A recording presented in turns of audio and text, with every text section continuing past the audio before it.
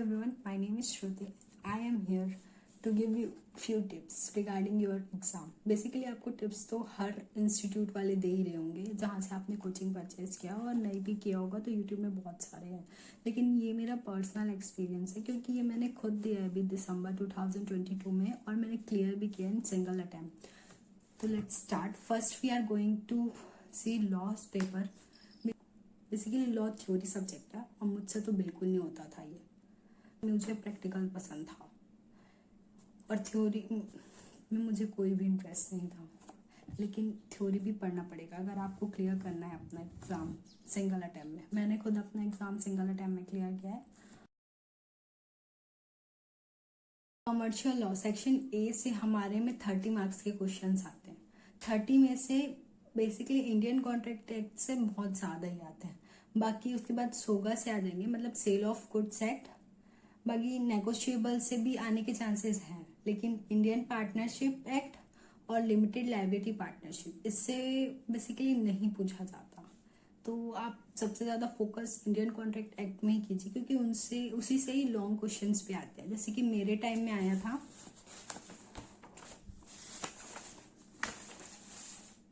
मेरे टाइम में फर्स्ट ही डिस्चार्ज के क्वेश्चंस आ गए थे. क्वेश्चन इंडियन कॉन्ट्रैक्ट एक्ट का लास्ट जो यूनिट है ना, उसमें से आ गया था मेरा कॉन्ट्रैक्ट में भी डिस्चार्ज. तो वो उसके डिफरेंट पेज पूछे थे कि किस किस तरीके से डिस्चार्ज हो सकते हैं. तो मेन अपन का इंडियन कॉन्ट्रैक्ट एक्ट ही है. उसके बाद फिर अपन के में आ जाते हैं सेक्शन बी में इंडस्ट्रियल लॉ. इंडस्ट्रियल लॉ में अब ऐसा मैं कंफर्म बोल नहीं सकती कि कौन से यूनिट्स आएगा क्योंकि इंडस्ट्रियल लॉ बहुत ज़्यादा वास्ट है और इसमें बहुत ज़्यादा दिक्कतें भी, मतलब बेसिकली मुझे तो बहुत ज़्यादा पंचायत लगता था ये चैप्टर. मतलब मुझसे नहीं हो पाता था क्योंकि ये बहुत ज़्यादा लेंदी हो जाता है और ये इतना ज़्यादा मार्क्स भी कैरी नहीं करता. 25 मार्क्स. तो आप इसको अगर अब अभी तक छुए नहीं है और आपके एग्ज़ाम बहुत पास आ चुके हैं तो मैं चाहूँगी कि आप इसे छुए भी ना.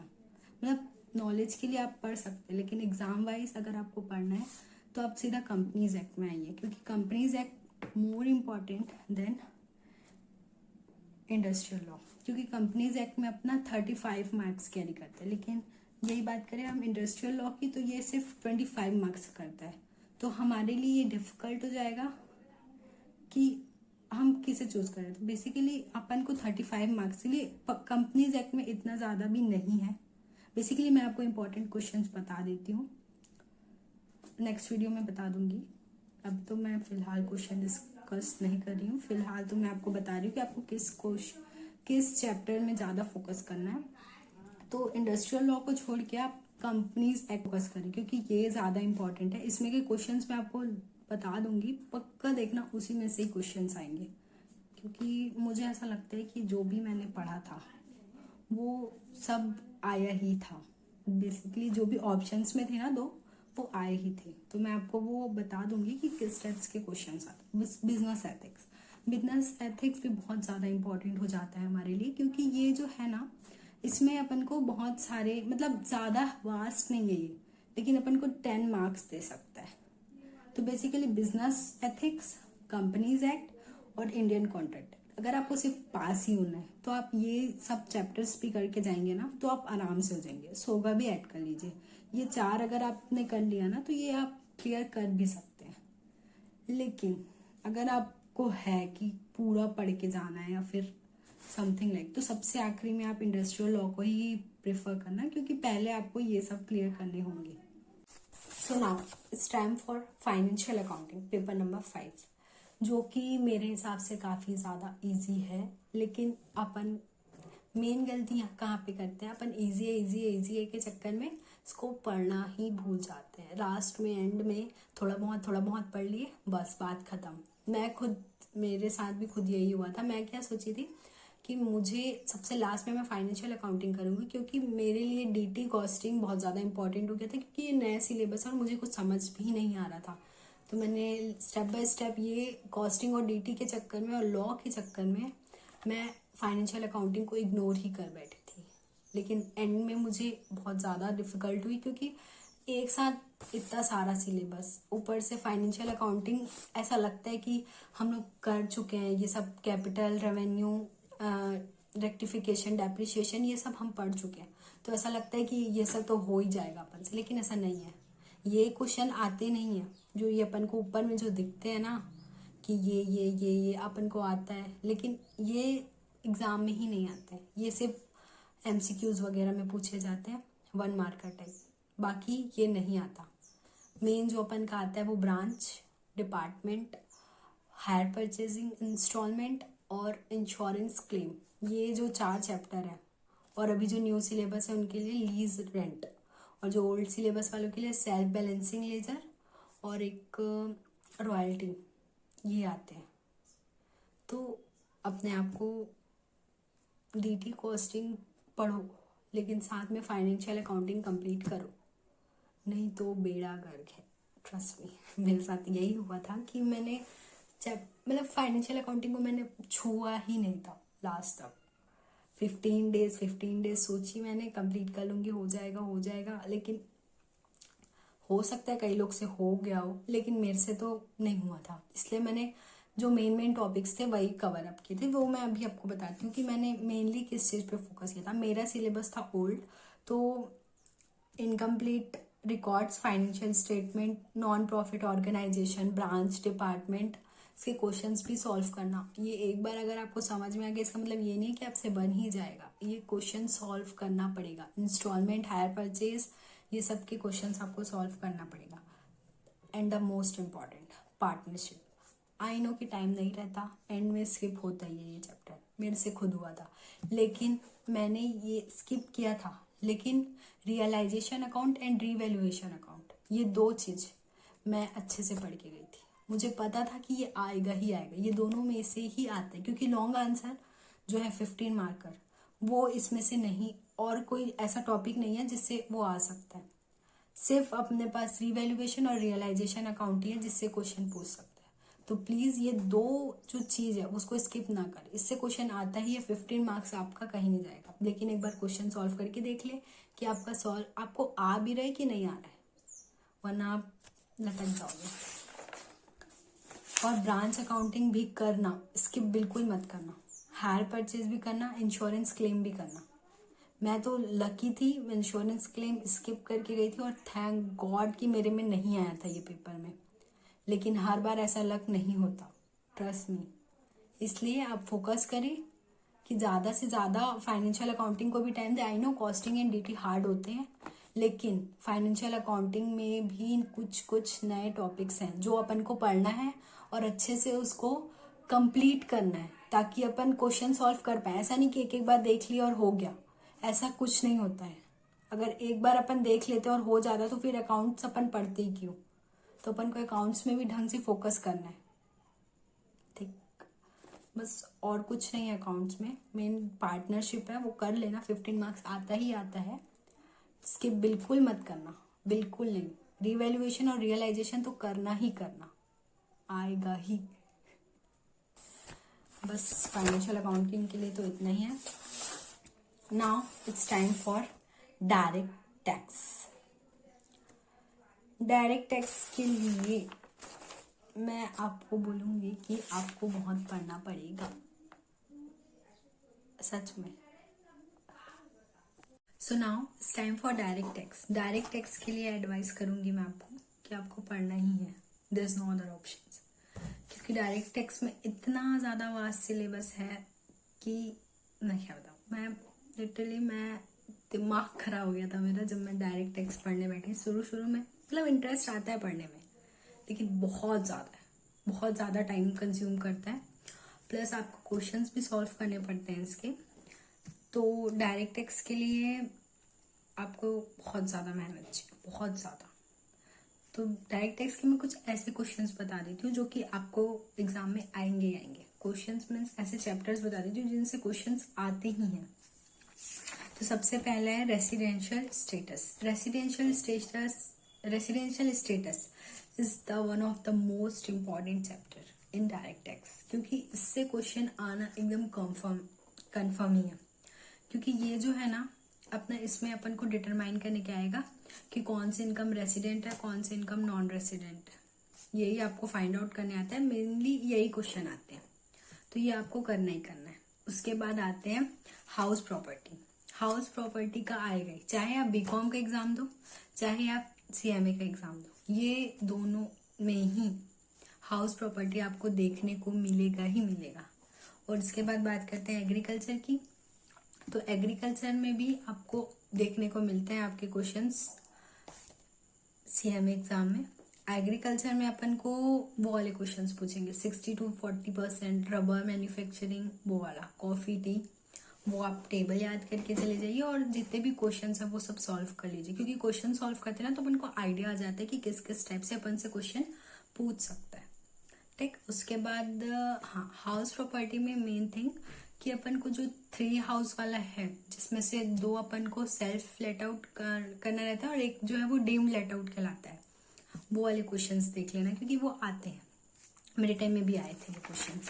और उसके बाद सैलरी बहुत ज़्यादा वास्ट है और सैलरी को करना भी पड़ेगा पूरा, क्योंकि अगर आप सैलरी का कुछ पोर्शन छोड़ रहे हो, कुछ पोर्शन कर रहे हो, ऐसा नहीं है कि सैलरी से कहीं से भी कोई भी क्वेश्चन डाल सकते हैं, क्योंकि वो एक लॉन्ग क्वेश्चन रहता है, उसमें से अपन को उसकी नेट इनकम निकालना रहता है, तो वो सैलरी आपको पूरा ही करना पड़ेगा।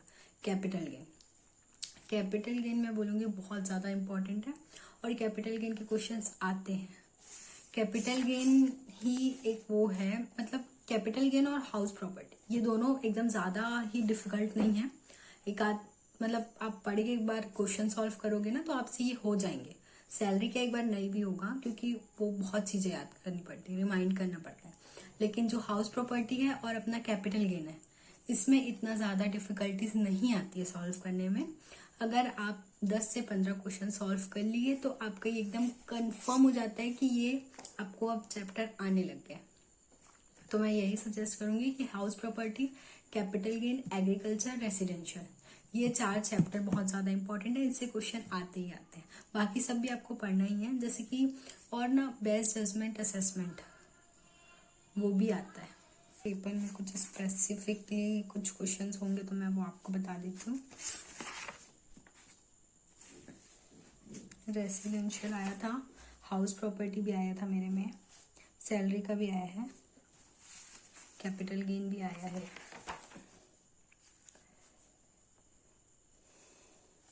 टोटल इनकम निकालने आता है, तो उसके लिए आपको सब चीज मेनली जानना होता है, सब चीज आना चाहिए, तभी वो आप सॉल्व कर सकते हैं टोटल इनकम, वरना आप कुछ नहीं कर सकते। इसलिए मैं आपको बोल रही हूँ कि आपको हर एक चीज पढ़ना पड़ेगा।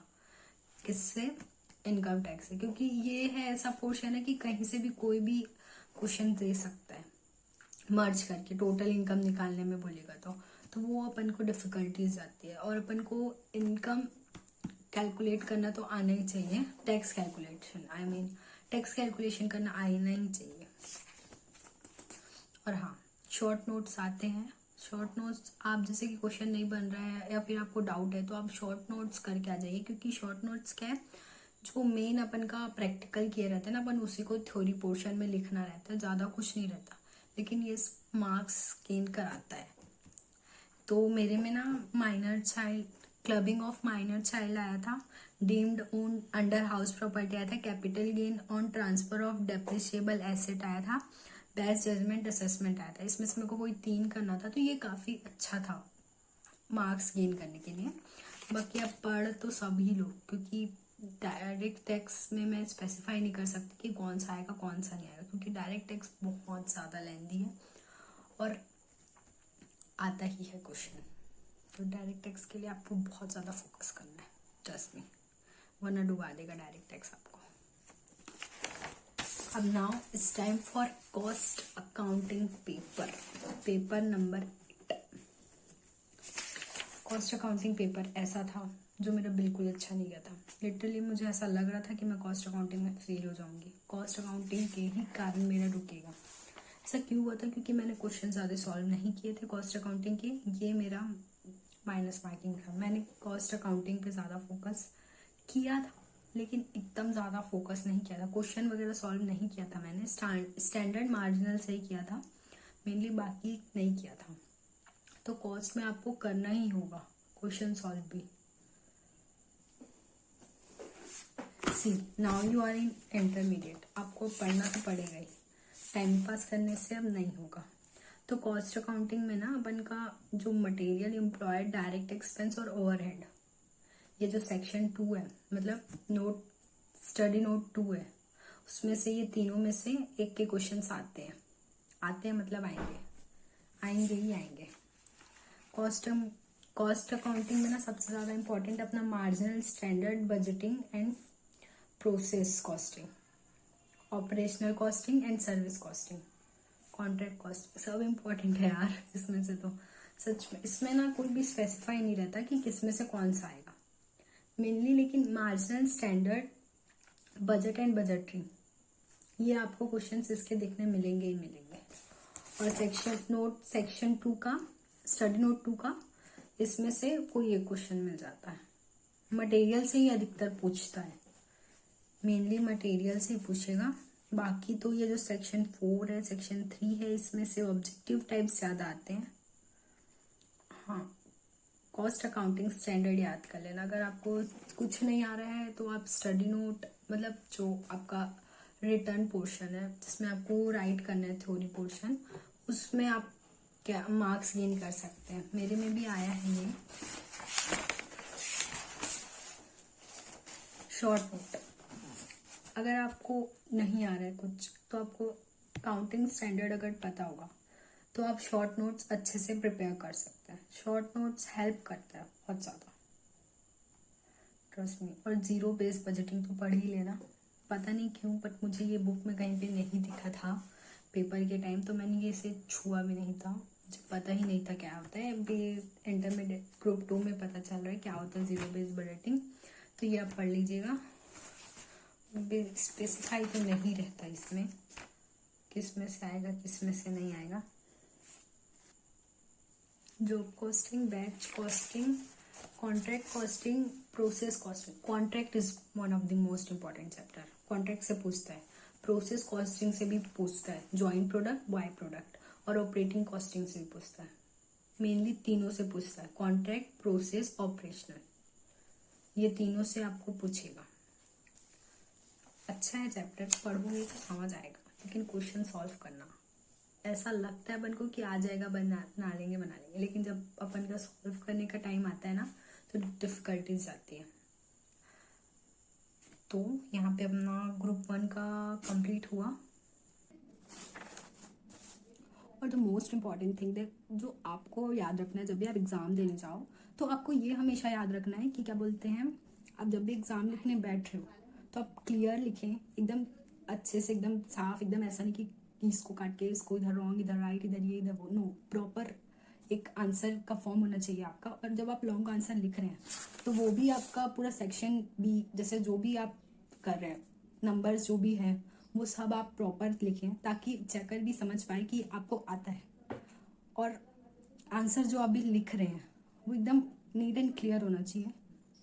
फेंकने वाला यहाँ पे नहीं चलेगा। बीकॉम में भले हम फेंक सकते हैं, 7-8 पेज लिख सकते हैं, लेकिन यहाँ पे अपन को पढ़ना पड़ेगा और जो मेन जो सटीक आंसर है वो अपन को देना होगा। और सबसे इम्पॉर्टेंट थिंग कि आपको हर चीज़, जितने भी क्वेश्चंस हैं वो सब अटेम्प्ट करके आने हैं, एक भी स्किप नहीं करने, नो मैटर वॉट। अगर आपको आता है, आपको नहीं आता, मैं कुछ नहीं चाहती, लेकिन आपको पूरा अटेम्प्ट करके आना है। क्योंकि अगर आप अटेम्प्ट कर रहे हो और अगर आप 1 मार्क्स के लिए भी चुक रहे हो ना, तो मे भी हो सकता है वो जो आप लास्ट क्वेश्चन अटेम्प्ट करके आए, जिसको आप छोड़ने वाले थे, उससे आपको 1 मार्क्स मिल जाए। क्योंकि हमारे प्रोफेशनल कोर्स में कैसा होता है, 199 ला के भी फेल हो जाते हैं कई बच्चे। तो अपन को ये फोकस करना है कि हम अपनी साइड से गलती ना करें। Okay, all the best.